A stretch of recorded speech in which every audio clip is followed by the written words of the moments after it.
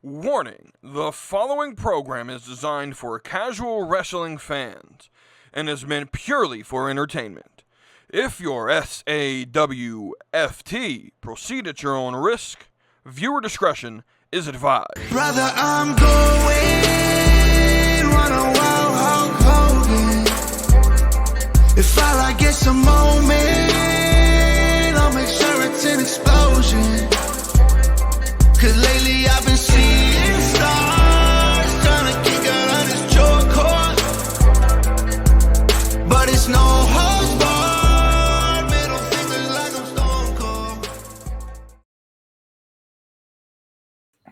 And what is good, everybody? It is your boy, We Too Deep. We are back with another episode.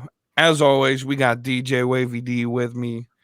And we're going to break down the last week of wrestling. But before we get to that, as always, go ahead and hit that like button if you're watching on YouTube. If you're on Spotify or Apple Podcasts, go ahead and leave a review for us. Hit the Discord link while you're in the description. Go ahead and join that Discord. You could vote on our bracket battles best theme music going on down there, and join the conversation. You get me and Wavy D here with the Slap and Meat podcast, and you also will get conversation on the Beyond the Junkyard show, which is every Thursday. The links will be posted in the Discord. They're going to be doing their Dynasty prediction. It's a pay-per-view week for AEW, so something crazy going to happen this week. There's always bad news that comes out of AEW on pay-per-view week. So, with that, let's jump right into our Let's Get Cooking segment. WWE's inducting matches as immortal moments into the Hall of Fame now. With that being said, we have Austin and Bret Hart being inducted this year. The question's simple. What are some other matches that you would like to see inducted into the Hall of Fame? I'll let you start. I'm not gonna lie, this is a very interesting topic because I feel like this is long overdue now that the idea has been bestowed upon me. Now that I hear the idea, I feel like why not sooner? But we have a lot of great matches to pick from. Like for example, a masterpiece that comes to mind, even though it's not from WWE. Well, I mean, I assume we're doing just WWE, possibly WCW, ECW kind of stuff that they own. The stuff that they own, I would assume would be what they would induct. So stuff that they have the right to, right? Yeah, the video package rights to.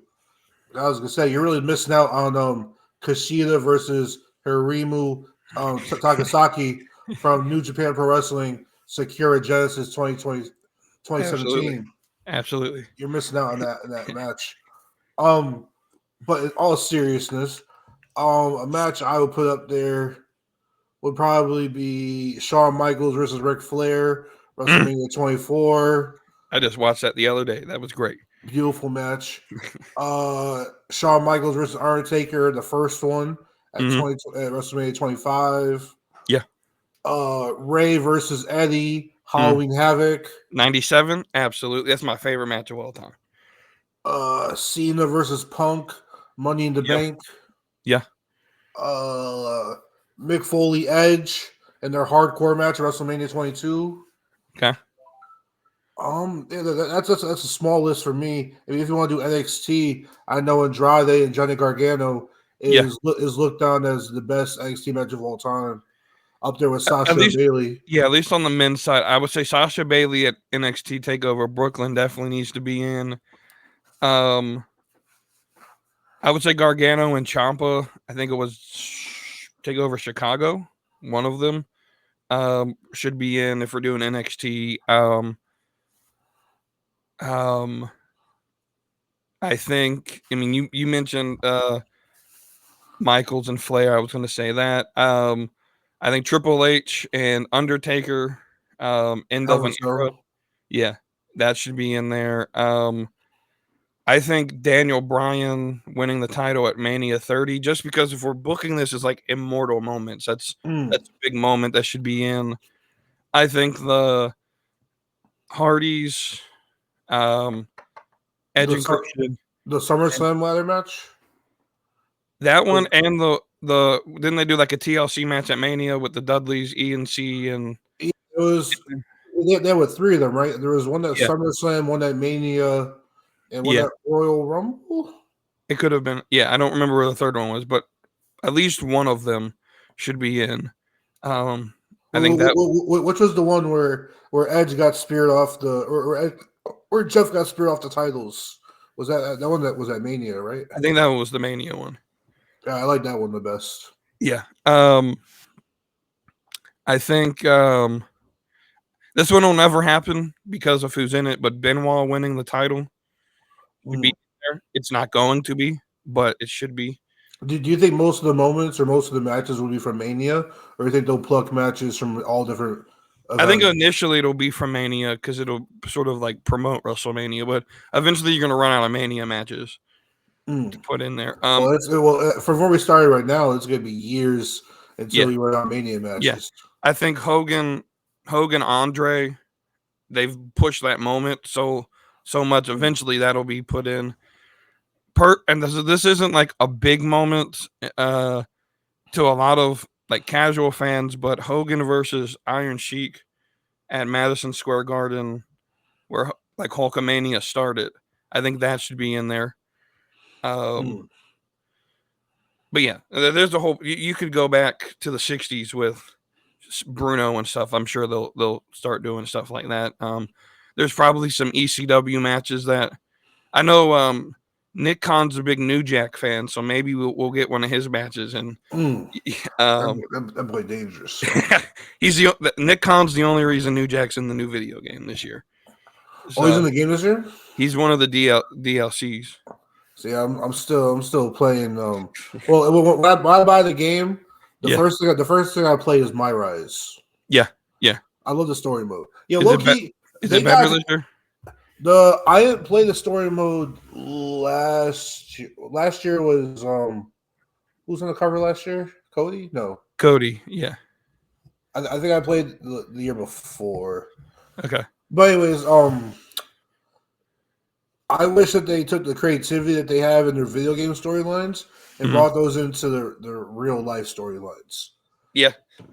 Because they got like this whole like NXT and like the first storyline when you get in the game. I'm not spoiling too much. Is the first chapter of the story is there's like an NXT mutiny where like they invade the Raw and Smackdown and like they take over and like NXT stars like Kevin Owens and Bayley go to the NXT side and like Johnny Gargano and all them.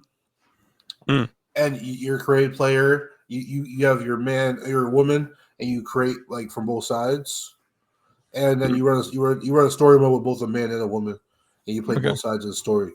But they got to bring that creativity. Yeah, and you get screwed over by CM Punk. Oh my gosh, he's like the voice of the voiceless. Yeah, that would have been good on TV, but you know. So with that, we'll move on to our weekly discussion, breaking down the results from Raw and SmackDown. I didn't watch this past week's episode of SmackDown, so Wavy D is going to have to hold us down on this one. What was your thoughts on SmackDown this week? Or on last Friday? Let's see. I did watch SmackDown. 1 second. I got to refresh my memory real fast. This one had the contract signing, right? Yeah, this is where we finally get confirmed that CM Punk will finally main event WrestleMania. Okay, yeah. So on SmackDown this week, just to recap for you guys, we had a WWE Tag Team Championship match. The Street Profits defeated Pretty Deadly via pinfall. We had Bret Hart versus Stone Cold. The WrestleMania 13 was inducted into the Hall of Fame. The secret Hervis, which is Alpha Fire, Piper Niven, defeated Kaden Carter and Katana Chance. This was my bathroom break match. Yeah, nothing, and this mostly for Kaden Carter kind of Chance. Like I know they weren't gonna win, Yeah. United States Championship match, Braun Strowman defeated LA Knight via disqualification after Jacob Fatu attacked Strowman. The title's no change hands, so LA Knight's still your champion. Fatu and Jacob Solo Sikoa had a big altercation, like a verbal altercation. Naomi attacked B-Fab and Michin. Jade Cargill came to the rescue, forcing Naomi to flee. Charlotte Flair defeated Michin via submission after locking up a figure 8. Drew McIntyre defeated Randy Orton via pinfall. McIntyre hit Orton with a Claymore kick after Orton was distracted by Kevin Owens in the aisle. We got a video package. Rey Fenix will make his WWE debut next week on SmackDown. So Rey Fenix is officially coming to SmackDown this Friday. Jimmy Uso defeated The Miz via pinfall. And then Damian Priest chokeslammed Drew McIntyre onto the car windshield. I'm not gonna lie, now that I'm looking at this, I definitely did not watch SmackDown this week. I swear I had SmackDown on in the background. Yeah. And because what did I want to see? I initially wanted to see the contract signing. Right.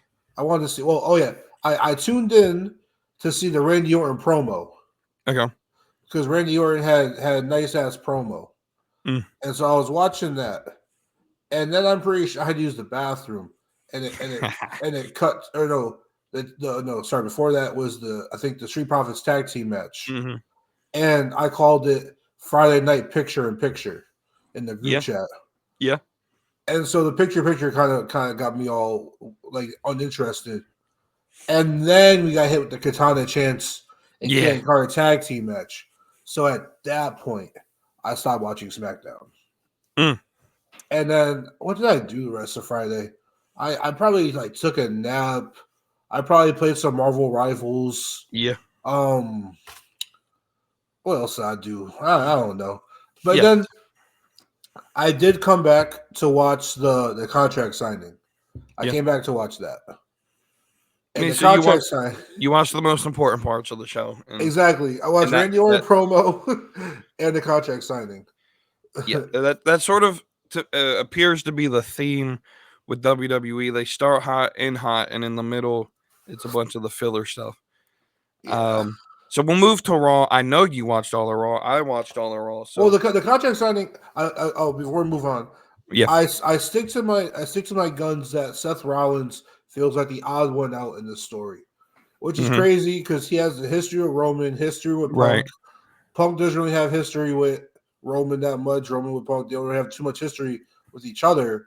But so Rollins has no history with them, but he feels like the odd one out in the story. And during the contract signing, CM Punk was like looking through the contract, trying to find the part about the WrestleMania main event, make sure it was in there. Roman guaranteed it was in there. But CM Punk still told Heyman that wasn't the favor. So we're still teasing what this favor is. Right. And so I'm not sure what this favor is. I really don't know what the favor is at this point. Unless the favor is like they boot Seth Rollins last minute. Like I really don't know what this favor is. Do you have any idea what this favor could be? I thought it was gonna be the main event the whole time. Right. So my thought was they were gonna have the story where it was gonna be Roman and Seth and Punk forced his way in with the favor. So that's what I thought the favor was this whole time. The only other thing I could have thought it would have been was Paul Heyman cost Roman the match and rejoins. That the favor is to help CM Punk win. I don't know, that would seem like a bit of a letdown, like underwhelming result of what this thing you've been teasing for like the last 6 months. So I have no idea. I kind of wish they would hurry up and tell us what it is because it feels like it's just dragging on at this point. The only possible favor I can see at this point is that the winner of it's like a number one contender match of like some sorts, or maybe Paul Heyman talks to The Rock for him to get CM Punk a part of The Rock's faction. I don't know. I don't know what the hell this thing is anymore. Besides him turning on Roman, Right. It Right. just doesn't Yeah. make sense though. Who knows? Well, eventually they'll let us know. Um, so we moved to Monday Night Raw, and for the first time in a while, I can say that WWE gave us a very good, if not great, show. I feel for the last 3 or 4 weeks, we've sort of just been going through the motions. But this Monday Night Raw, I think, was about near perfect. And it really is centered on 3 segments: the starting segment with Cody Rhodes and Cena, the Gunther segment, which, let me tell you something. This man Gunther, he cooking right now. I know we've been hating on Gunther here in the casual circle for the last couple months. No, This not man we, cooking. not we. Okay, Wavy D hasn't. Wavy D hasn't. He's been standing on Gunther's business. He's been standing on Yeah, business with I, him. for my sign language people who are watching, I stand on business. um, but yeah, Gunther doing business right now, and we'll talk about that. And then the ending, kind of predictable, this championship match, but I still think it did a good job. And then we got some filler in between. We're not going to talk much about the filler. Tyler Bates back, which is cool, but I don't necessarily. I mean, that tag division's so janky right now. I don't think it matters. Yeah, I don't think it matters. And so let's start with the John Cena versus Cody Rhodes face-to-face promo. Let's start. What were your thoughts on this promo? I know you still think Cena sort of like forcing it. So yeah. I think Cody cooked them. All right, I'm gonna start getting shirts made. It's a Cody cooked them shirts. Welcome to the Cody cookout because Cody's cooking them all. Okay, no matter who Cody gets in the ring with, he's cooking them on the mic. Okay, Cody is a top 5 promo in the business right now. okay. Arguably top 3. Definitely top 5, arguably top 3. Cody is a top 5 promo in the business right now. Cena, when I'm watching this man and listening to this man talk, and I'm watching his mannerisms and hearing his voice, he reminds me of like a 5th grade drama teacher reading Shakespeare to his kids. It's like he's trying to give you the I'm angry voice, or I'm the pissed off voice, or I'm the disappointed voice, and like it doesn't sound authentic. It sounds like a man it sounds like an outsider who's like reading a wrestling script, who's like a rookie down in Evolve, trying to cut his first promo and make it sound believable. Like when Cena was a face and he would get into the promos and he get energetic and he get me behind him. Like, Cena was very impactful and he was very motivational, and he could turn a promo, some dog water, into fucking magic sauce. And I don't know if it's like he alluded to WWE like holding him back, not letting him come at Cody yet. They didn't like take the leash off yet. John Cena don't want that smoke, okay? He don't want that smoke. But even if he can't take the full shots at Cody like he wanted to, which I feel like he finally did last night, he finally took some of the shots that he wanted to, and WWE wanted him to, but he just doesn't sound authentic. It sounds like it's like a meta character. It's like I'm John Cena playing John Cena as a heel, like he's acting like he's in a movie. It seems very meta, and this is not my cup of tea. Cody Rhodes is cooking on all cylinders, no grease. All right. Yeah, that's all I gotta say on Cody. I feel like he's putting in his great promo work. I like the Vince line.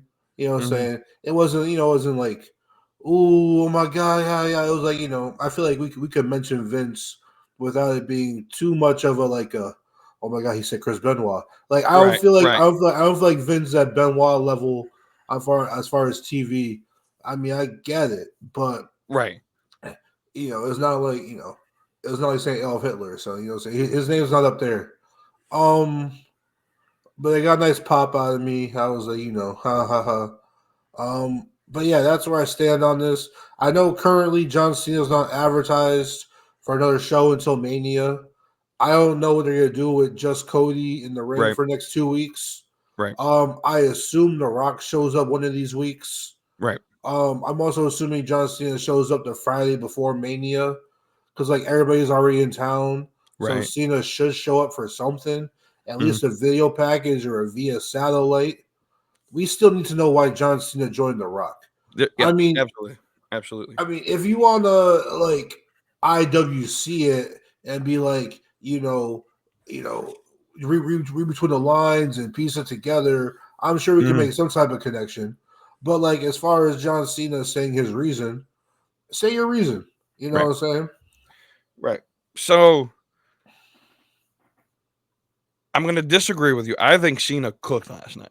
However, I think the last 3 weeks, they've sort of just been sort of drip feeding us content from Cena.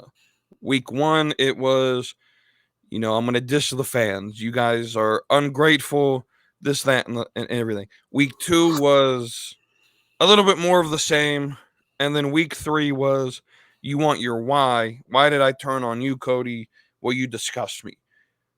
But there's still one gaping plot hole. Why is The Rock a part of this? And so not having The Rock there, not having Cena mention The Rock, I think is the one thing that is missing in the storyline. Now, I'm not anti the storyline. I actually think the promo last night really juiced the story and got me more interested in it. I think so. I understand your point. Cena is a little corny. I will say this heel gimmick is a little bit corny, but I don't necessarily think it's that makes it necessarily bad. I think we have this expectation of like corporate Cena coming out in like suits and all of that. I think it's just a little bit different style of a heel promo. I think he cooked as well. Cody held his own. That's the one thing I took from this. You think Cody's a great promo. I think since he's been in the company, his promos have been corny, corporate, like I think like forced. Like I hate Cody on the mic. I'll be honest with you. Last night though was I think his greatest promo since he's rejoined WWE. Cena's the hardest person to go promo against. He exposed The Rock in the build up to, was it 28 when The Rock had the notes written on his wrist. He exposed Roman in that SummerSlam build. And I mean, Cena even mentioned it. People say I bury talent on the mic. I think the I am talent line was good. I think the mentioning of, I make empires for billionaires. You just steal their son's money. I think that little dig at AEW was good. I took that as taking money from Stephanie and Triple H. No, that was definitely a dig of him taking money from Tony Khan. Well, he said sons, he said children's. Right, so it's Shad Khan's money that he's taken from. I mean, from it makes sense now, but when I was listening to it, yeah. So live, I think it's a little bit of both. I think it's a little bit of both, and it's so one of the things one of the critiques I've heard about it is from some more casual fans on like Twitter and X, are that the promo used a lot of like insider language and stuff that only the IWC would know. And I don't think it was that bad. I'll just be personal. But I also think like we got to stop treating wrestling fans like they're dumb. A lot of us, even the casuals, understand the insider language at this point. And so I think some of the more old school fans just need to evolve with the times. But which part of it was insider language? I mean, I don't know exactly what they were mentioning, but saying like heel and face, like we know what. Yeah, right. They use it in their video games. But essentially, Cena's promo went down and said, "Hey, bro, you're just a mark like the rest of these fans." And I'll be honest. I'll be honest. Like the reason I like a heel Cena is I can cheer for heel Cena. I You know, can't see for Hill Cena yet. he basically said, you know, Cody, you're riding my coattails. I wrote the blueprint. You stole it from me, and you're living off of everything I created. I think last night was what was needed in this story. The problem is the next 2 weeks Cena's not advertising. We can't build on this momentum. I think they're in Minneapolis next Monday, and in Sacramento, the go home show for Raw. Cena has to show up on one of those. I do think maybe the go home SmackDown in Vegas, he'll show up. I just like we said at the beginning when I started, that gaping hole of what The Rock has to do with it hasn't been exposed, and until that happens, that's the one thing making this story sort of not complete to me. But I think it's as it is right now. I could see this as a Mania match, and it works. I don't know if I like it main eventing, to be honest with you. I get why it is, but we'll move forward. The next big segment, Gunther. This thing cooked. I know you liked it. You mentioned it in the Discord. What's your thoughts on this? So I was watching the match. I was enjoying the match. It was a cool match. And then the beatdown started. And I was like, okay, the beatdown started. And then I thought it was over. It went to commercial break. Right. And as it went to commercial break, I dozed off a little bit. I was dozing off. And then I opened my eyes back up. And next thing I know is I see Jay, who's like handcuffed to the rope. You see some big news or something? Yeah. We mentioned Swipe Right. They just stepped up the Fraxium on NXT. Already? Yeah, they're getting loved. Yeah. So Swipe Right, next big thing. Right, let's go. We got an eye for talent. Right. Got an eye for talent. Right. Like, we're out here seeing them in their week 1 Evolve, which just aired, and then we're seeing them on being used on these indie shows. Yeah. We're telling you, Swipe Right's gonna be your next big thing. Absolutely. Here they are already on NXT TV. Absolutely. It's great. But back to what you were saying. Sorry. Yes, no, you're good. So I was opening up my eyes, and I see Jay handcuffed to the rope, and I see Jimmy getting beat up again. And I'm like, okay, he's still getting beat up, yeah. And then I see get a little bloody, and then more bloody, and then Gunther got blood on him, and like Gunther looked like a serial killer. Like he looked like he was fresh out of Yeah. What's that famous horror film from Friday the 13th or no, back in like the 50s or 60s or 70s. The one with the mom in the shower in the hotel, Bates Hotel? Norman Bates or something like that. Yeah. Where like he has like his mom's wig on and kills people or something like that. That's what Gunther was looking like. Like he just looked like a serial killer with blood all over him. And Gunther looked fucking vicious, bro. And again, this is what we need from this feud. This feud has picked up over the last 3 weeks, the last 2 weeks especially. Yeah. And like I've always it kind of suffered that there was such a big break between Rumble and Mania that they slow burned it. Yeah. And now we're picking up this pace to where I can see this in a main event slot. Maybe I can see it sneaking in night 1, especially if Cody and Cena don't quite do it for me personally on a one-on-one. I could see this sneaking up there. Okay. Especially if they keep putting fuel on the fire like they are. Yeah. So this thing, I had to take a step back and realize that, I mean, this would typically be Mania week if this was like normal Mania scheduling. But they did back it up 3 weeks. And so with that being said, they did have to slow burn this. This basically it's actually 2 months to the day since Royal Rumble. So we've basically had 60 days, and then another 17 on top of it until Mania. So you basically have 2.5 months to tell this story. And it started really slow. Like, I mean, we're talking like Jey Uso, he's yeeting every week, and that's basically all he's being used for. He's getting choked out.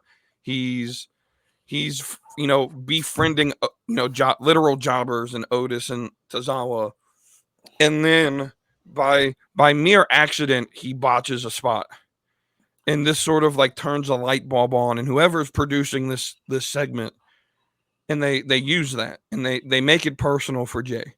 And I think adding Jimmy to the story completely changed the course and made it better. I'm sorry. I'm sorry to think that dive was botched on purpose. I'm starting to think that too, because it looked like really, really. It wasn't like he like barely cleared the ropes. Got his foot stuck. It was like everyone Francis. Everyone said he top dollared it, but Top Dollar just completely hit the ropes and flopped. Yeah. Like this looked a little bit like this was the plan the whole time. And so, but this version of Gunther, the bloody Gunther that we see last night, this was the Gunther that all of us have been claiming we wanted. We need this Gunther who's willing to go a little bit across that line of too far. Yep. So I want to ask you this question, because immediately when this happened, Gunther, he wipes his chest off and there's blood on his hand and he licks his hand. And immediately, I knew this would happen. The AEW marks went out here and said, "Oh, when it happens on AEW, it's a bad thing." But when Gunther does it, though, he licked and right. spit it. I need to just say this: there is a complete difference in Gunther licking a drop of blood off of his hand and then immediately spitting it out, and Adam Hangman Page drinking blood from a leaking Swerve Strickland's head. There is a total difference in that. They're not comparable. And also, mind you, when you use blood sparingly, right? Say when you use it maybe like 4 times a year, rather, like they mostly use it in their build up to SummerSlam or Mania. Right. We're not using it on a random, Revolution. Dynamite. Revolution did blood in 4 different matches. Just at Revolution, and then you get the spike spot 2 weeks after. So this was actually TV. Right. This which should have happened at the pay-per-view, by the way, but because that's a pay-per-view spot. But this is my argument with AEW fans.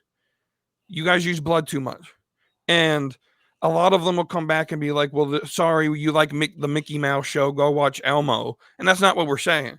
What we're saying is blood.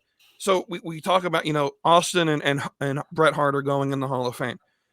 They never used blood at that time period. And a lot of people will say that this match was sort of the start of the Attitude Era. It was March of '97, I think, was when it happened. And so that Crimson Mask of Stone Cold, that made that moment, that match, feel so much more important. Because it never was seen in WWE. And so, considering the last time we really saw, Cena's turn was the only spot on the Elimination Chamber card where you could have used blood in the barbed wire spot with Owens and Sami Zayn, but you didn't because you saved it for the end where Cody Rhodes was bleeding. And then we haven't had blood since then until this night. So it's saving it for important spots and using it when it builds to an important story. And this really puts some juice back. I agree with you. This needs to be a main event. I think this feud over the last 2 weeks, 3 weeks has grown to a spot where I could see this main eventing.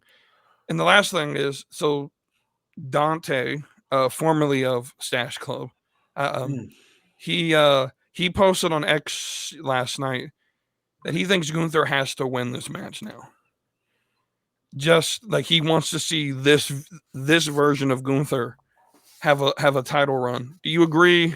Do you not agree? I I don't agree that Gunther has to win the match. I really think that Jay needs to win it. Mm-hmm. Like I feel like if Jay doesn't win this match, it's literally like, okay, your turn is up. Right. Give Jay the win, get him his title win, get the merch out, get the Yeah, I mean, it doesn't have to celebration be a in. long. I mean, Yeah, this could be like a month-long thing, and yeah. Gunther gets it back at Backlash or something. Literally, I think this is the type of title thing that goes until SummerSlam probably. Yeah, yeah, Like a short, like 2-3 month, like a 3-monther. Like I don't see Jay's reign being super long. right. Get the celebration in, get the merch in, get the documentaries ready, get all that ready, get the Dale Bryan moment, Mm-hmm. and then you put like another star up there, like a Braun Breaker or Yeah, you could, yeah. or Drew Mac and no, Drew's on SmackDown, but the I'm draft. assuming we'll have a draft though after Mania. So Mm-hmm. I see what you're saying. Where you can get an LA Knight or even someone like a Logan Paul to Yeah, have a match at like SummerSlam, or even if it's like the Saudi show. yeah. Where If you want to give AJ Styles one more hurrah, right. like your world heavyweight titles, I feel like the title where we can bounce around a little bit, Mm-hmm. Yeah. especially with the WWE / undisputed, whatever you want to call it. That title is like it's tied up in some shit. Right. And no, do I think there's certain superstars who need to hold that title or chase after that title? Yes, but that title I think currently is saved for like your Cody, your Romans, your CM Punk, your Seth Rollins, your Randy Orton, and stuff Mm-hmm. like that. Like the world heavyweight title is where we see our Damian Priests, our Gunthers, our Braun Breakers, maybe a one-time Chad Gable, a one-time Mm-hmm. Sami Zayn, where we see like the B plus guys. You know what I'm Mm-hmm. saying? And that's kind of how it was historically for a while. Was when the big gold title, the big gold, she kind of got passed around to the B Mm-hmm. stars and a couple B minus stars. Certain guys like a Jack Swagger probably should have held that title, Right. but which kind of diminishes it. But if you keep it, with guys who the fans want to see hold a title, who put in good work, who deserve it, let that title bounce around a little bit. Mm-hmm. I'm like, I like having like long title runs, but long title runs lose their prestige when everybody has long title runs. Right. Like when like when 5 people who have had the title have had it for like the last 8 months, Mm-hmm. like that's when TV gets a little bit stale. We gotta Right. rotate the door a little more. Absolutely. We get some more Judgment Day drama. It looks like, as it appears Finn is going to get his U.S. Or IC title match, and Liv wants Dom to get it. So obviously we're leading eventually Yeah. to Fail a 4-way? separation. I think this fatal 4-way. It'll be Penta, Braun, Dom, and Finn. Yeah, I was like, you got two options. You got fail 4-way, or you got the one. You got Braun versus Penta, and then Finn versus Dom. Right. But I definitely think they go the fatal 4-way route. Which I'm not upset about. I think this would be a cool chance to maybe give Dom the belt. Multi-man mania. Yeah, absolutely. We talked about that a couple weeks ago. Maybe it was last week. I don't remember. I think it was this past Friday. Yeah, this past Friday. So outside of that, the last thing we're really going to talk about with this Raw was the main event. Sky. AJ and Logan Paul. That is first off, Logan Paul's finisher. What's it called? The pulverizer. Yeah. That thing is clean. That thing is clean. It's clean, especially because we've seen Rey Mysterio and AJ take it. Two of the best sellers. Yeah, we've seen take this move so far. So that shit looks clean. They made that official for Mania, right? I think I saw something where Adam Pearce made it official. Mm-hmm. So maybe not the best match for Logan Paul, but you just said it. He's in there with one of the greatest sellers, one of the greatest. I'm going to assume Logan Paul gets the win. But I also think Logan Paul is one of those guys. He can take a loss like this, and it's not going to matter. So he'll go away. Probably go train for a boxing fight or something. I know he's got a show on Max that he's doing. I thought is he doing him versus his brother? Is that still in the works? I don't know. I think it is, but who knows? I remember there's some boxing match that's going to take place like a couple of days before SummerSlam or something. It's supposed to take place. That's what it's set up. And quick question. So if we take all the wrestlers across all the promotions of all time, is AJ Styles a top 15 wrestler all time?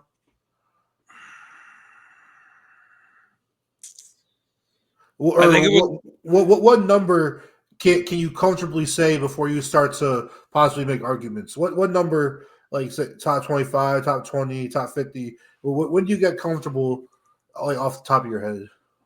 I would say at least top 25. I think the question that I would have is, are we determining this on just his in-ring work, or are we playing this like in the casual sphere where we look at the look, size, promo ability? Because I think that's where AJ's lacked in his career was. I mean, he's good on the mic. He's decent. I would say top 15. Absolutely. I think a lot of people underrate his TNA work, and he carried that company for a long time. So I think when we're taking all promotions, you have to put him at least top 15. Off the top of my head, the one thing I think AJ lacked was a lack of different character work or different characters. Right. He's always played kind of like that same kind of like Southern boy, like. Yeah. So that's like been in the world kind of thing. That's been my sort of critique of AJ in WWE. Wide range, right? And like part of me feels like he doesn't have a gimmick, and so he's just AJ Styles, and so that to me I think has hurt his WWE run, especially with Triple H. When Triple H really likes to push gimmicks, and AJ doesn't really have it, and they've released the Bullet Club, or the Good Brothers, so he had a little bit of something with them. So I liked his work with Omos. He was funny. Yeah, that was good. But yeah, I definitely think like the lack of depth and character in the range and character he's missing. But especially like the evolving, like when you look at like a Chris Jericho, who's all these different like characters and gimmicks, or like even like a Chad Gable, all the stuff he's gotten over. Even someone like Kurt Angle, who, he could play the comedy, he can be the serious. Main event Mafia, Kurt Angle. Yeah. And so, I think especially because of his in-ring work, and then just him carrying TNA, you definitely have to put him at least top 20. Especially his best years were in TNA. I mean, he had great matches in WWE, but his best years, especially in ring, were TNA. All right, let's talk about this main event. Io Sky, Rhea Ripley for the title with Bianca Belair as champion. Kind of predictable. We kind of all saw how this was going to go. I like that. It did a very good job at staying in the realm of like logical thinking. Yeah, absolutely. When they did, so we all kind of figured double disqualification, and WWE could have gone very corny here and had some stupidity happen, but it was two inadvertent, accidental things where first Rhea booted Bianca out of the ring, and then following that, Io coming off the top rope, Rhea moving and hitting Bianca. Very logical reaction by Bianca, like, tired of this shit. I don't care who faces me at Mania. I already have my match. So, obviously, we're going to get the triple threat. This segment, I will say, just like the other two main ones, it sold me on the triple threat for this title. And what I also think it did was make it very unpredictable on who's going to win. Because I could see Io winning. I could see Bianca winning. I could also see Rhea. Rhea's the last of the three that I think could win. I I just think think we're. Bianca's last of the three. You think so? Well, the reason I think Bianca is last of the three is one. I know we might have a draft, but she's on SmackDown. If Bianca wins, you got to do the whole two titles over there and figure out where you're gonna place her. Like you're just gonna put her, bring her to Raw. If you bring her to Raw, you still have the untold story with her and Jade Cargill in the wing because there's still more to that between Cargill and Naomi, and we still think Bianca's in on it. So I think Bianca has unfinished business on SmackDown. I think having the title currently So would just convolute things and get in the way. So I guess let's play this out. Could this be a situation where it is a triple threat? It's no DQ then that Jade gets involved in the Mania match? Maybe takes out Bianca? She could, either her or maybe even Naomi Mm-hmm. could take her out. Yeah, I can see that. I can see, but I think this is super unpredictable though between Io and Rhea. I'm leaning more, if it's between those two, I'll lean more towards Io. I think the crowd's a little bit tired of Rhea, and I think Rhea needs a break. I think there's Rhea fatigue in a lot of us. Hear me out. I don't think we're too far away from a Dakota Kai turn. Yeah, absolutely. I think Dakota Kai turns soon. Which is why, like I mentioned, that I thought like at some point Io should have maybe won the women's IC title, and then that turn could happen, and that would bring prestige to the title. But if Dakota's going for the world title, that'll be crazy because I don't know if she's quite that level. But the reason I think she's turning is because they show her every week on TV walking into the arena with Io, and I feel she's never like ringside with her. Yeah, and I don't know if this is like a subconscious thing, but I feel like but even like when she's in a match, she doesn't. Happy. Yeah, but even like when Dakota has her matches, she doesn't use Damage Control's music anymore. She has her on. They're definitely preparing to either have her get kicked out of Damage Control. I think Asuka's returning soon. Kyrie, I guess, is going to come back soon. So maybe that sets up some storyline there. With that, I'd be fine with that. Just week by week, it looks like Dakota is distancing herself as far as like the walk-in videos. She looks less and less excited to be walking next to Io. It's just self-conscious. I don't know if it's really happening, but all right. So after the match, we get Rhea Ripley, tearing everyone down, ending the show with the, standing tall over the other two. Technically, the match isn't official yet as a triple threat, but I'm assuming in the next 2 weeks it will be. Yeah.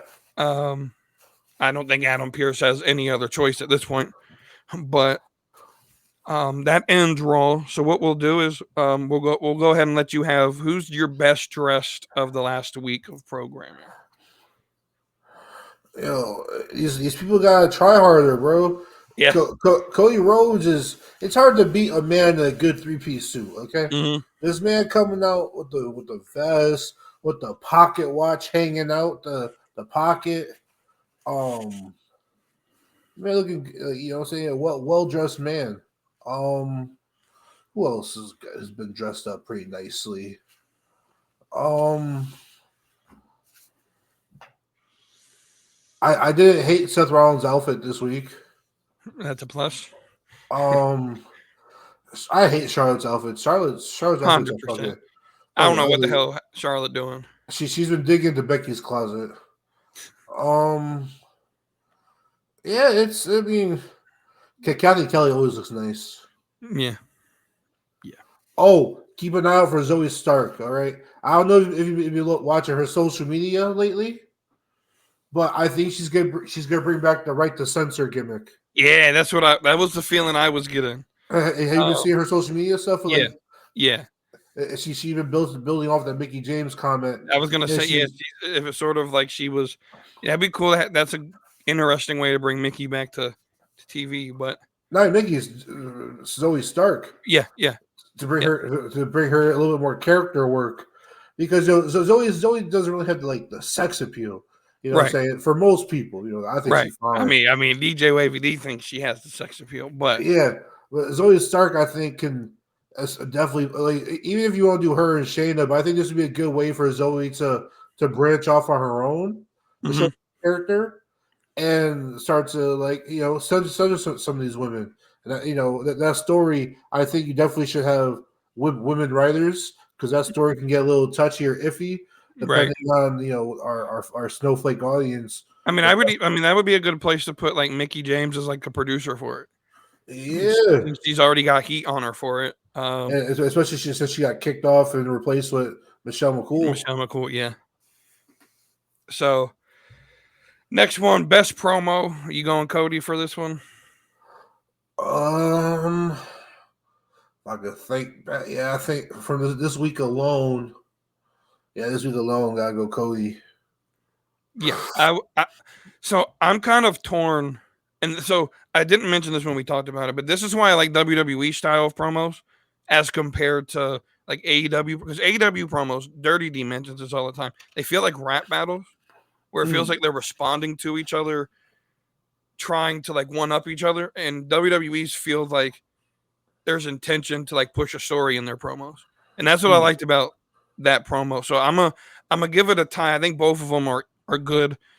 But I will say Cody Rhodes really made a name for him, at least to me, to where like this man stood up to the greatest of all time on the mic and held his own. Maybe to some like you cooked him. So I have been slacking a little bit with my AEW watching. Yeah, usually I go through the YouTube page and I click on some of like the MJF and like MVP promos. I kind of been slacking on that. I did a small assignment when I was watching James and Cody's show when I was asking questions about Anthony Bowens and Max Caster. They broke up and haven't seen anything from Anthony Bowens. yeah, that's crazy.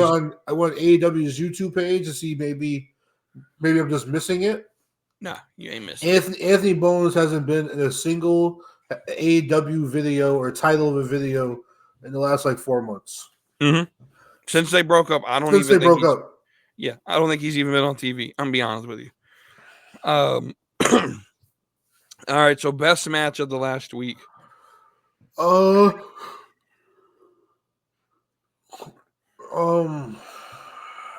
really like that Grande Americano match from last week. Yeah. That was over a week ago. I didn't watch SmackDown. Yeah, these matches have kind of been lacking the last few weeks. It's also been hard because I haven't been watching SmackDown. So, I mean, I like the Rhea and Io match for it ended in disqualification. I was digging that match. It was good. Yeah, I don't really have an answer for this one. I like the Finn Balor and Dominic versus Breaker and Penta match. Yeah, that was a good one. And then I'll say New Day and Catch Republic. That was my match of the week. Okay. Yeah, that was actually the one match I didn't watch. I was watching at work, and I had a customer walk in, so I missed it. But they had post-match stare down between New Day and War Raiders. Okay, so because New Day it wasn't a War Raiders. So was that it was the New Catch Republic match that was like them earning their title match, right? Kind of. So New Day were talking to Adam Pearce or whatever, like, yo, we want a title shot, whatever. Like, we want a title. They were like, Adam Pearce was like, hey, how about y'all face these guys? And they faced New Catch Republic. And then after the match, New Day had a ringside interview with Kathy Kelly. And then they called out the War Raiders, and War Raiders came out on the stage and had a stare down with them. So are the War Raiders still dressed as Vikings? No, they're like almost like bikers. Okay. Like leather jackets, jeans. Okay. So at least badass shit. That's cool. All right, who was your underwhelming performance of the week? Considering B-Fab wasn't on the card, I can't say B-Fab. This man on that's my cop-out answer is B-Fab. Katana, Chance, Cannon, Carter. You know, their performance probably wasn't bad. It was just the mention of the performing made me have to go take a shit. So I didn't watch the match. Yeah, no. I think it was underwhelming to see them solely because they have not been on TV in like 6 months. And so their music hit and no one knew who the fuck they were. Mm. Which is crazy. When you have silence in a UK crowd, you know you're not over. Yeah. Like, because that UK crowd did not shut the fuck up the last 6 weeks, or the European crowd. So when you have a European crowd that's quiet when you come out, don't put you up. Just don't go back on TV. I'm go back to NXT. It's where the tag team division is anyway. They go back to Raw and hang out with the bird girl, the weird girl. All right, who was your MVP of the week? MVP of the week. Adam Pearce, bro. MVP. I don't know how this man is holding it together, bro. This man, I swear, every week, every Monday night, this man is battling for his life with a heart attack. Like, this man got high blood pressure through the roof. Right. So shout out Adam Pearce, keep holding it down. So my sort of, it's not my official answer, but my little playful answer here is whoever the idiot was that posted that AEW is getting 500,000 viewers on Max, because we damn straight know that's a fucking the propaganda machine in AEW. These people like James like to talk about how Bully Ray and Mark Henry are paid shills that they only have these negative opinions because they get paid by WWE. Yet we have stupidity that comes out of Sean Ross Sapp and Dave Meltzer every single week, and they don't call them out for being, propagandists either. In fact, they give them money to listen to their bullshit. But my official answer would be Stephanie Vaquer. I mean, she defended both her titles in one night. And NXT was really the only show I watched all the way through, so that's my answer. However, there won't be a show on Friday because I got to work 6 days this week, which sucks. But Sunday, I will be ranting on Ava's decision. Ava, I love you. You're the greatest GM in the business right now, in my opinion. The hell we stripping her title, her North America. Anyway, we'll talk about that Sunday. With that, let's go to these questions. Kara starts us off with, do you feel wrestling should bring back the prestige of nameplates on titles?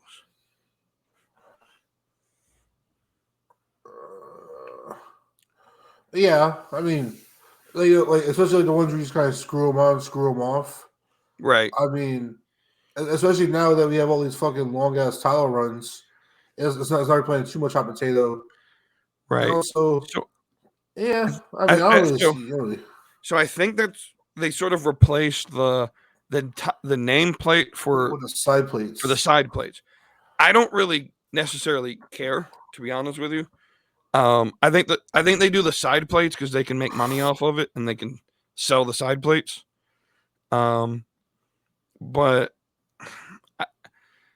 I think it would be cool but I think also with the current designs of the belts where they're sort of super corporate branding logos, like the logos are the big portion of the belt.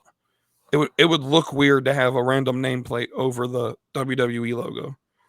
Whereas I think, like, you mentioned the big gold earlier, it looked better to have a nameplate on it because there wasn't like a logo in the middle of the belt.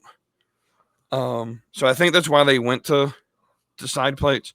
They both serve the same purpose. So I don't necessarily think it's something that I would complain about. Kara then asks, has your opinion on Hulk Hogan changed with the new drama coming to light surfacing on the internet, which I haven't paid attention to? Apparently, his wife and Brooke have some drama going on. Has your opinion, I mean, does this change the way you feel about Hulk Hogan? No, it just sounds like he's like right, an asshole to his family also. Right. So I have to make this distinction. This has always been something that I say. Hulk Hogan, the character, no, this doesn't change my opinion. I still think the character is one of the most important aspects to WWE success. Terry Bollea, I know he legally changed his name to Hulk Hogan as well. The person behind the character, this isn't surprising. You mean an asshole's an asshole to everyone? I mean, it is what it is. I don't try to play into the personal drama of someone. My opinion has always been I make a distinction between the character and the guy playing the character, just like I do with any actor or actress. So I don't necessarily care about it. It doesn't really change anything. That's how I look at the character. Okay, so I think this was B Master. He said, "You know how Austin, Rock, and Cena had their own custom belts? Would you like to see something like that brought back, even if it's just their logo where the WWE logo is on the front?" I mean, I'm not against custom titles, but they gotta look good. I don't want to see your logo in the middle of the title. I want to see some Right. creativity. Like, I also think like you have to have a purpose for it, and you have to be like the only one I can think of right now would be Roman and Cody, who would even deserve spending the money to have a custom belt made for you. Like Montez Ford, as great as he is at this current point, they shouldn't have like custom tag belts for the Street Profits. And also, when John Cena got the spinner belt, it matched his gimmick. Right. So the only other one I would think of would be like Tiffany, where they should have given her a pink belt. At least the strap be different. But yeah, I don't know if necessarily there's anyone on the roster right now that is even in that level where it would make sense gimmick wise or even like name brand wise to do that. Yeah, like if you look at the Stone Cold, he only brought his out for a short period of time. Yeah. It wasn't like, and also it wasn't like it got passed down from wrestler to wrestler. Right. And The Rock, his never made TV. Then he brings like one house show. I think so, something like that. Yeah. Yeah, his never saw TV. Cena's was the only real one that had like a custom title. Right. I mean, I know the Edge put like the R symbol on it. Right. And then the Miz was just the upside down WWE logo. But his was still a spinner title just stuck in place. Right. So I mean, like the spinner title, I'm surprised that it was kept the same for so long, considering all different wrestlers who held it. Because like the spirit title didn't really match them. Like it's funny when I see Triple H hold up the spinner belt. Like wrestlers like that.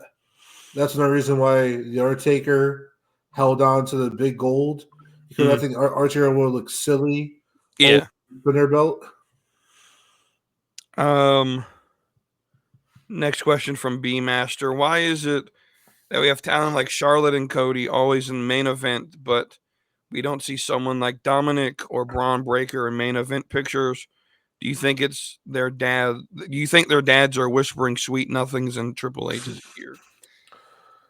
Yeah, B Master's been on the nepotism lately. Yeah, he's been this sort of spawned from a little bit of the casual wrestling Discord, where he put Charlotte Flair ranked as like D tier, like casual ghost or whatever in the rankings that Dirty D had us do. So my answer is going to be the same as I told him there.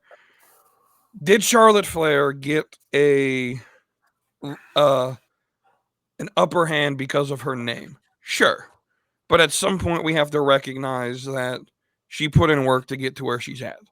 She didn't just start wrestling and all of a sudden turn out like get handed this opportunity to be a 12-time or something ridiculous amount of women's champion. She had to put in that work to get there. Same with Cody. Same with Dominic. I also think I think it's too early to throw out Braun Breaker's name here. He's less than a year on the main roster. Yeah. And so I think they've treated him in a way to where he still feels important and dangerous without sort of feeding him to the people in the main event. And Dominic's he's found his niche as like this heel gimmick that's sort of comedic at times. And so I would still say Dominic is just as successful as a Cody, even though he doesn't have the title. Because I don't necessarily think success should be determined by the amount of titles that you have, because the titles in reality, they're just props to push storylines. And so Dominic doesn't. I think he's evolved beyond needing a title to be relevant. I think Dominic's just relevant by himself. Yeah. Anything you want to add to that? Sorry, 1 second. I'm placing an emergency FanDuel bet because I got a notification from ESPN that Steph Curry was entering the fourth quarter with 11 made threes, and he just needed like 14 or 15 to break the NBA record for threes in a game. Mm-hmm. So I had to place a quick bet.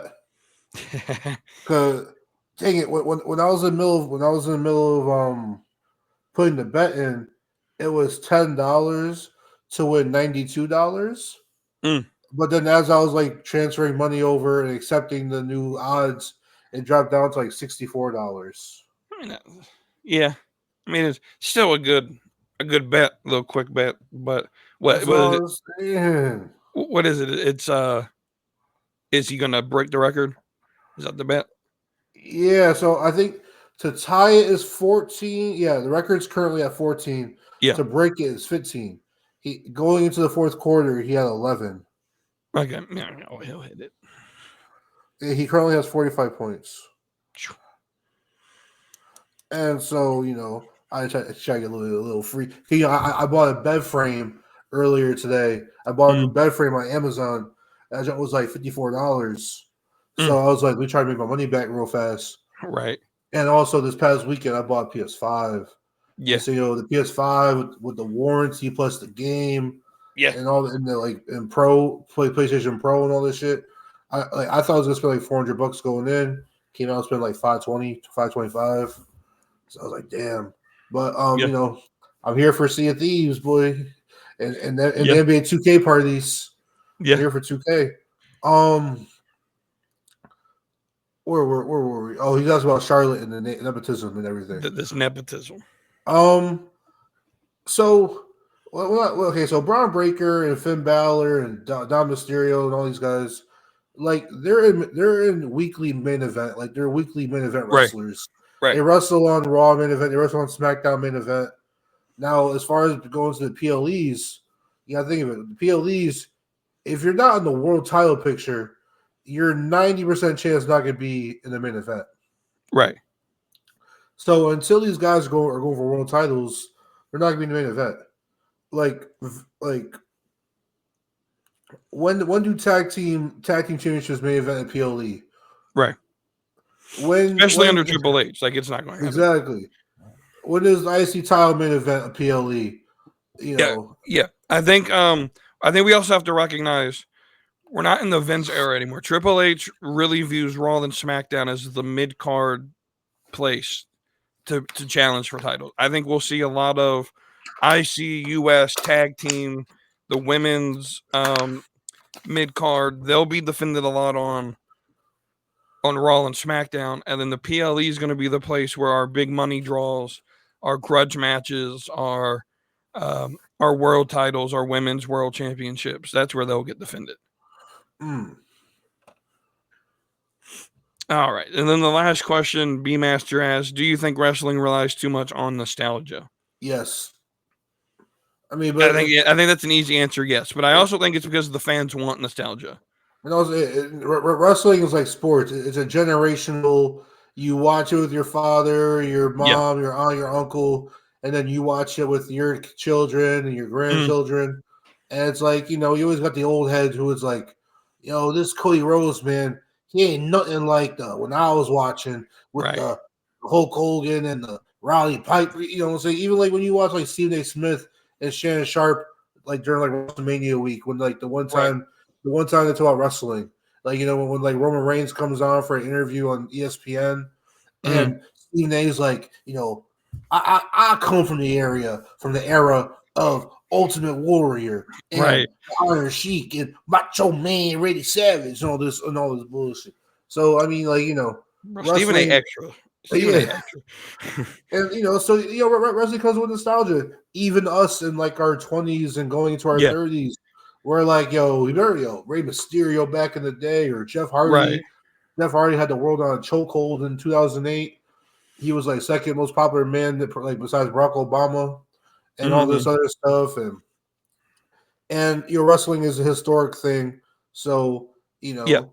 I think as much as we can try to complain about nostalgia, it's always going to be there, just like you said.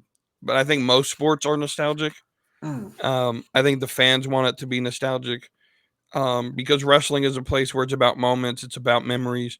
When we're 65 and we're sitting here, man, we're reminiscing on WrestleMania 30 and how Taker's streak ended and Daniel Bryan won the title. I mean, it's going to be one of those things. I forgot though. We got one more question. B-Master specifically asked you this question, and you said you had an answer for him. So we're going to break this down before we go into bracket battles. He said, my friend just got out of a bad relationship and is on Tinder, Hilly, and Bumble. Which one should he spend his money on for the shot at love?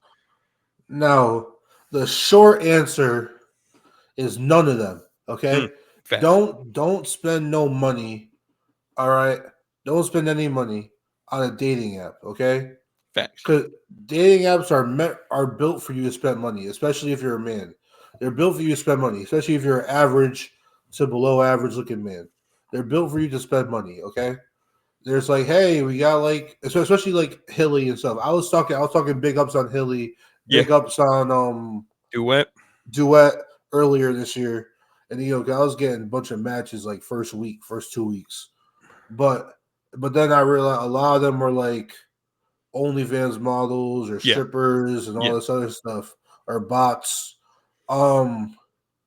Duet, actually, you have to like verify your face or verify your person, so that one's not terrible.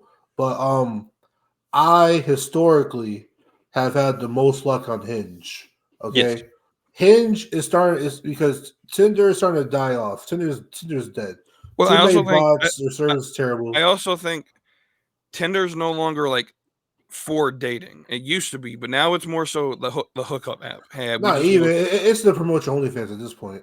right, It's absolutely. bots and OnlyFans.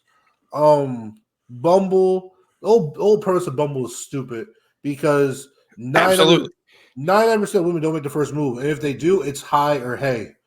Right, which is what they complain at us about. If Exactly. that's how we would respond. Like I've complained about Bumble forever. Like the woman who created Bumble absolutely had no idea how relationships work, because guys are sort of required to make the first move. So, and like I mean, it's one thing if Bumble was like, "Hey, either of you guys can message first," which I think they've moved to. I think they've moved to that now. Well, I don't use it. I deleted it. Yeah, I don't use it no more. It's like the woman had to make the first move, and say you match with someone who like you think could have been like your perfect match or whatever. Right. But say they're like on vacation that week or something. And you only get 24 hours. You only get 24 hours. It's crazy. Stupid. It's stupid. So I would say if you had to pick one, I would say Hinge. Hinge because one, you can send a message with your like you can send like a pickup line or opening message. And if you're good at your words and you're good at conversating, you can you can catch their attention with with more than just a like. You do get like one super like per day or per week or whatever. So you use that super like wisely. That rose is what it's called. Yeah. Hinge does have like a lot of like prompts, so you can it's asking you to talk more about yourself and like your interests. Yeah. I also like with Hinge, they allow you to do like voice prompts, because if you're weird like me and you're a voice person, like that's something that I judge people on. Like it takes away the, I like you, you're attractive, but then I get on the phone with you and you sound like Peter, and then I gotta hang up because I am. Exactly.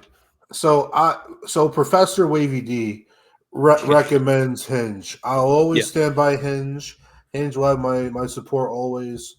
Now, as far as paying, I say don't pay. But if your boy insists on buying the pro thing to expedite the process, I would say Hinge is your way to go. Yeah, if you're going to pay, Hinge is the way. That's that. I'll agree with everything you just said. I will go Now, ahead. I'll don't go ahead and tell sleep. you, Don't sleep on Facebook dating. Don't sleep on Facebook dating Facebook crazy dating. too. Yeah, yeah, especially if you're below average. Like Yes, if there's a you're like lot of below average women on Facebook dating. yeah. Um. So I will go ahead and just tell you, boy, get off Tinder. It's not useful. Don't be there. Get off Yes. Bumble. It's not useful. Um. I don't use Hilly anymore. I didn't really necessarily care for it. Duet's okay, except when you do the little blind dating thing and then you talk and it's working great. And then you click on it and they're 17,000 miles away. And then Exactly. they stop messaging you. It's crazy. But yeah, we'll leave it there. That's a great answer. I'll second everything he said. With that, let's jump into our bracket battles.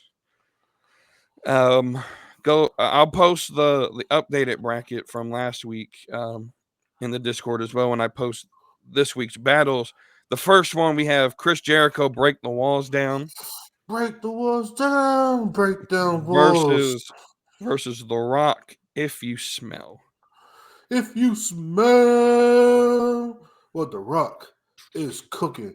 This was tough. This is because this is both our childhoods.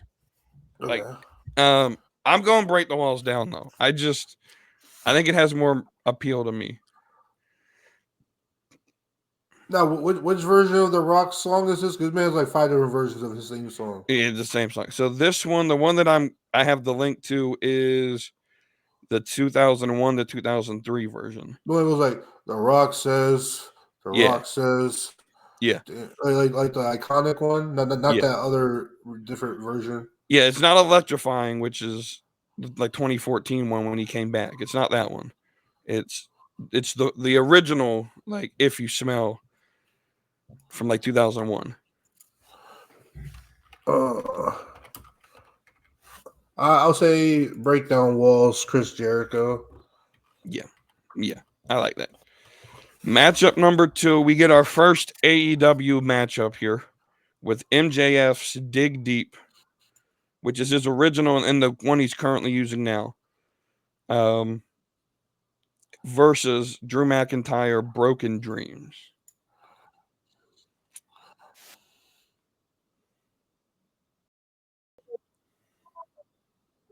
It's terrible. This one I don't like. Yeah. The Rock said. The Rock said.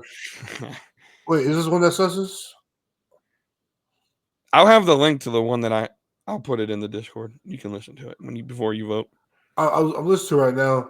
Yeah. I still pick the Chris Jericho one. Okay. I like the one where in the background it repeatedly says The Rock says. Yeah. The Rock says. I like that version. I don't like the one where it doesn't have that background vocal. Okay. That one's bad. But yeah, so MJF versus Broken Dreams. Drew McIntyre.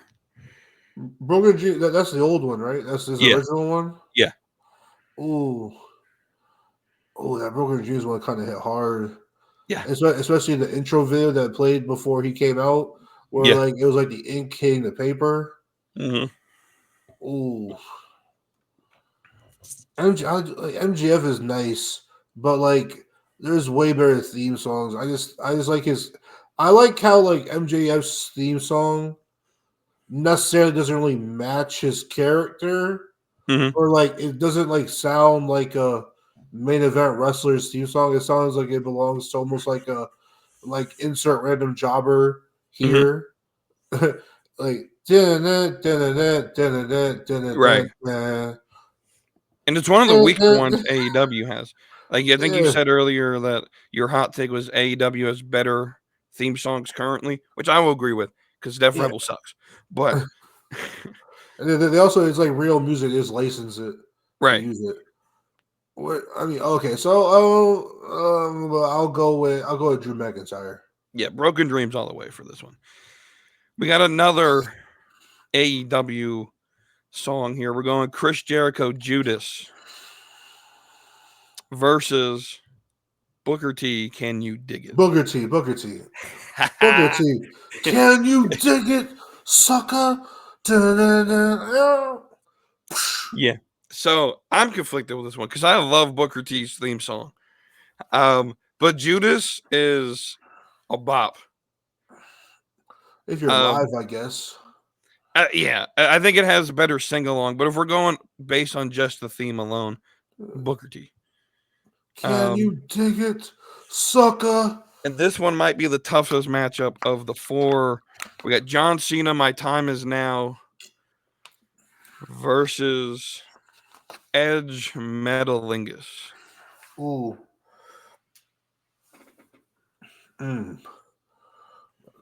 So you can't see me. My time is now. Now it's a franchise. I'm shining now. Now you can't see me. My time is now.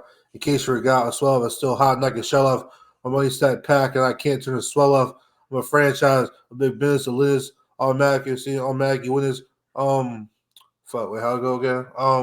A big business. A winners. I don't know. Lay your ass down for the 3-second 10. I can't see. Oh no, wait, wrong song.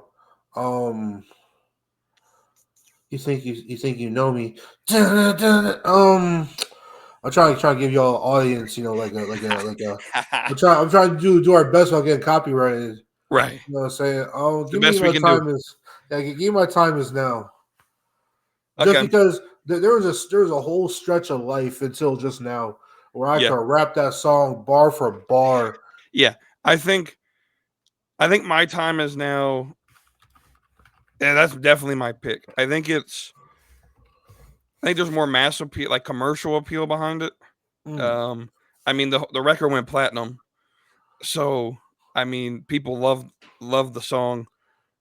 It's when I listen to wrestling theme songs and when I judge them, it's sort of like wrestling T-shirts. Can I listen to this in public and people not questioning what the hell I'm listening to? Because I feel like a lot of wrestling songs sound very cartoonish now. And Metalingus is a great song. It's on my playlist. Well, I can play it. Metalingus sounds better, in my opinion, when it's cut up for Edge's theme song than the whole song itself, like the Right. original version without the cut up part. Yeah. So I mean, really, if we're judging the song, the Just part the that theme Edge song, made yeah. popular was the chorus. So, yeah, My Time Is Now, I think, is the better theme.